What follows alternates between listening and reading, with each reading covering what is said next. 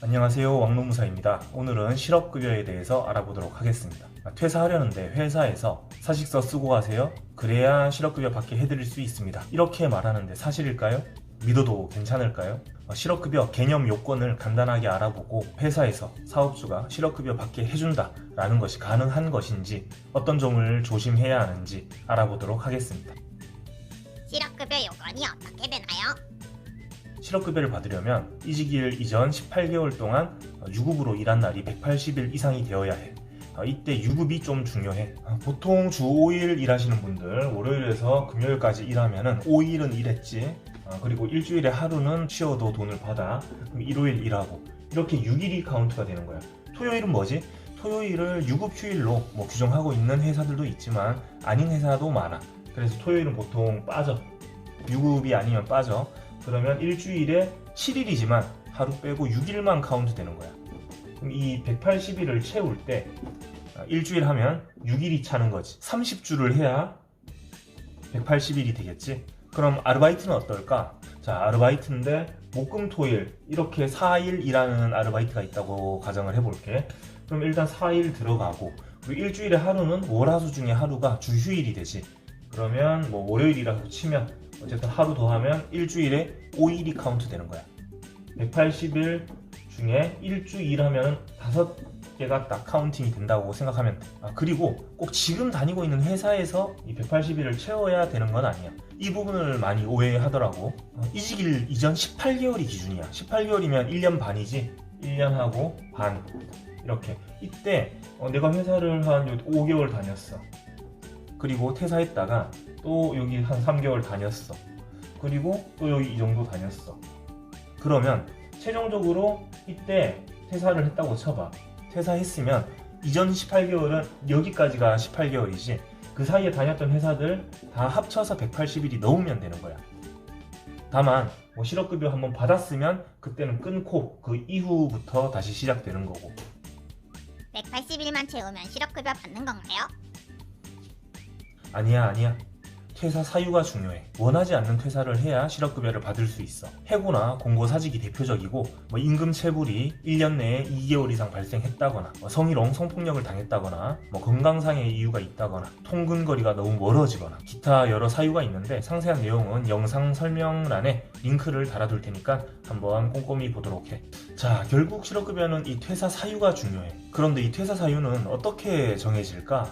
노동자가 퇴사하면 사업주는 고용보험 상실신고 그리고 이직확인서를 근로복지공단 지사로 신고를 해야 해. 노동자가 실업급여를 신청하면 사용자가 제출했던 이직확인서를 보고 실업급여 대상이 되는지 퇴사 사유가 맞는지 확인하는 거야. 프로세스가 이렇다 보니 문제가 발생해. 사업주가 이직 사유를 잘 기입해줘야지 실업급여를 받는 것처럼 그렇게 오해하기가 딱 좋잖아. 그런데 꼭 그렇지가 않아.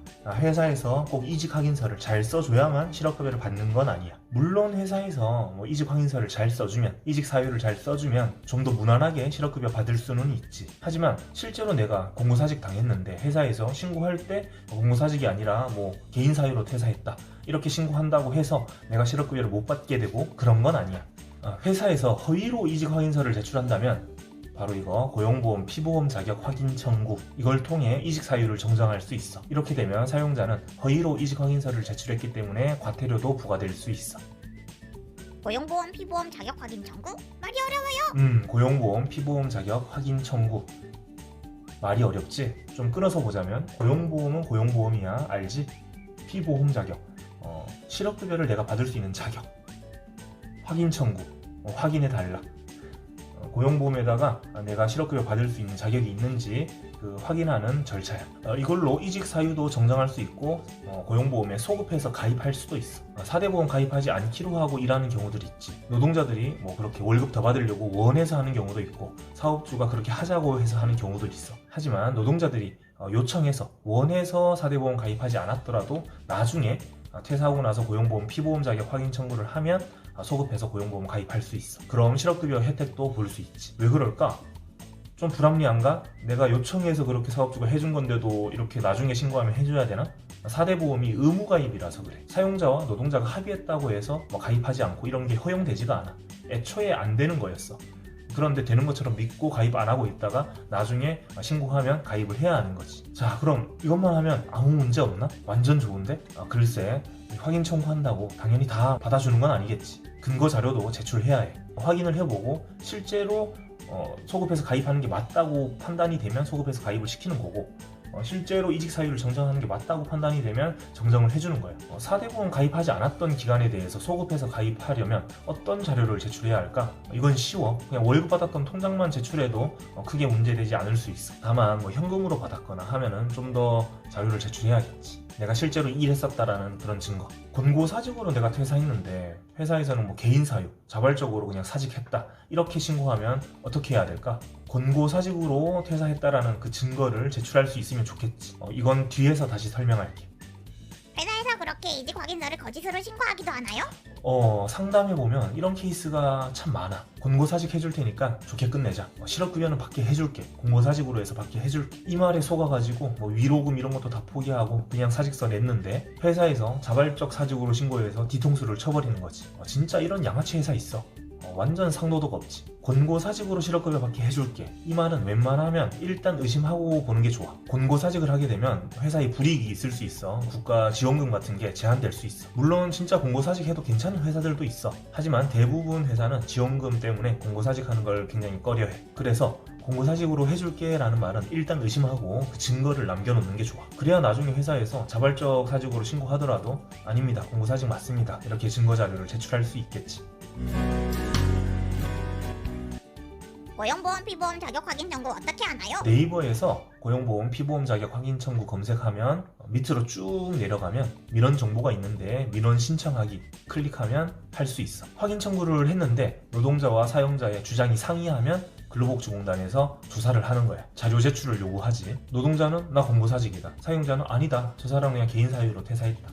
그러면 노동자한테 권고사직으로 퇴사했다는 그런 자료, 근거자료 있으면 제출하세요, 이렇게 하는 거야. 그런데 사직서 그냥 막 써주면 나중에 근거자료가 뭐가 있겠어. 사직서에 개인 사유로 퇴사함 이렇게 적혀있다 이러면 뭐 거의 쉽지 않지. 아무리 내가 권고사직 당했다라고 해도 내 사인이 들어가 있는 그 사직서에는 개인 사유라고 적혀있는 거야. 그걸 사용자가 제출해. 그래서 사직서 쓰더라도 꼭 그 사유에는 권고사직이라고 쓰고 사진도 한 장 찍어두는 게 좋아. 권고사직이 이루어지는 그런 통화 내용을 녹음해도 좋고 카카오톡 대화나 문자 메시지를 다 보관해 놓는 것도 좋아. 먼저 사용자가 퇴사했으면 좋겠다 이렇게 권고하는 내용들, 그 권고를 내가 받아들여서 어쩔 수 없이 퇴사하게 됐다, 이런 내용들을 남기는 게 중요한 거지. 사직서 이거 우리 회사 양식이고 이대로 무조건 써야 된다 이렇게 꼬시기도 하거든. 근데 이것도 거짓말이야. 사직서 뭐 양식 같은 거 법에서 정해져 있는 건 없어. 애초에 사직서는 안 써도 돼. 그냥 내가 퇴사하겠다라고 의사표시만 하고 퇴사해도 상관은 없어. 사직서의 핵심은 퇴사 날짜와 퇴사 사유지. 퇴사 사유에 꼭 사실대로 써야 돼.